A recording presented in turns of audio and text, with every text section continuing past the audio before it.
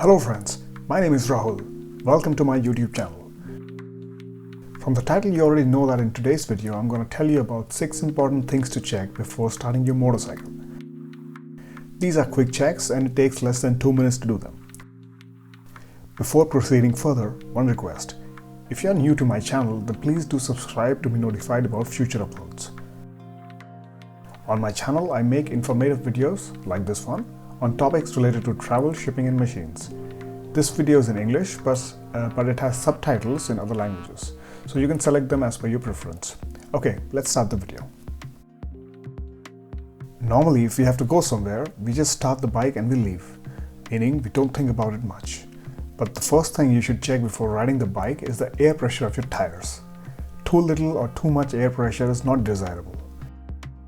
If the pressure on the tire is less, then more part of the tire will be in contact with the road, due to which your mileage will be reduced. Apart from the mileage, it will also increase friction due to more contact area. Friction will increase heating, and due to heating, the life of the tire will be shortened.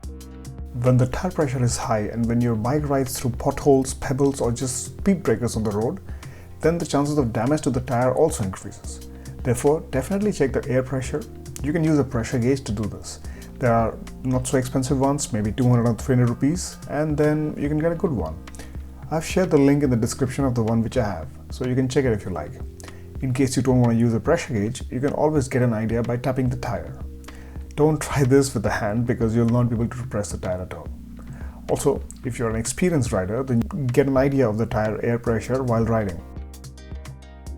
The second thing that you have to check each time before you start the bike is the oil level, meaning the engine oil level, and if your bike is liquid cooled, then the coolant level as well. To check the oil level, the engine should be off and the vehicle should be on the main stand. With this, you will see the level correctly. You can get the correct level information in the owner manual of the bike.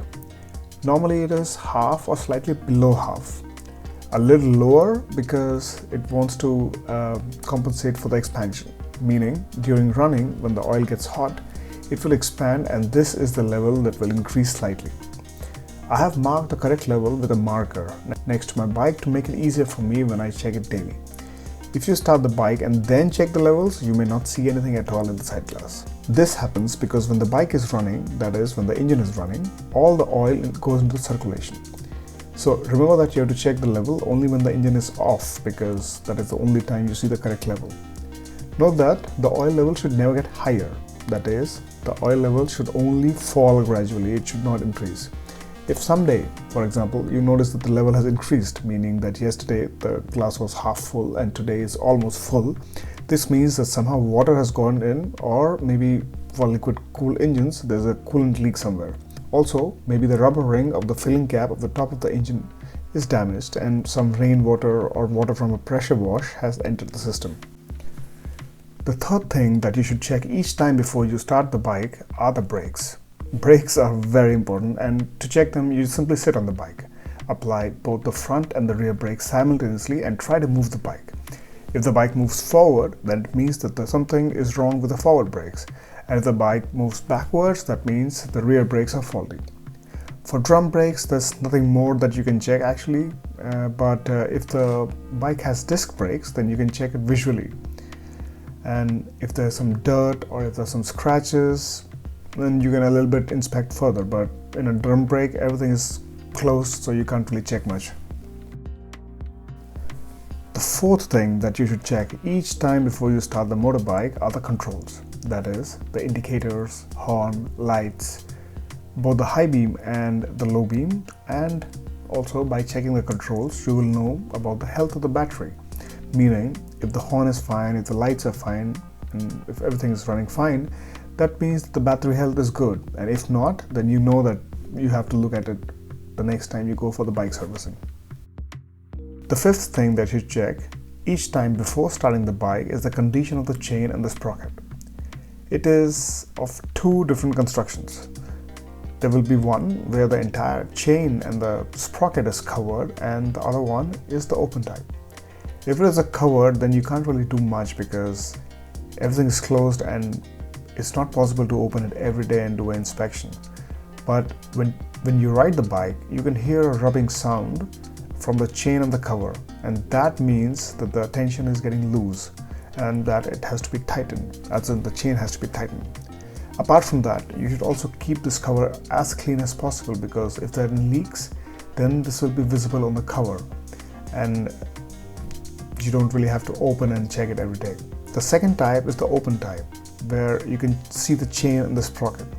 This happens usually in naked bike. It is easy for you to inspect and check it daily, but because it's open, then there's a risk of more damage due to sunlight, dust and water. So you have to check daily that its lubrication levels are correct, and also check the tension.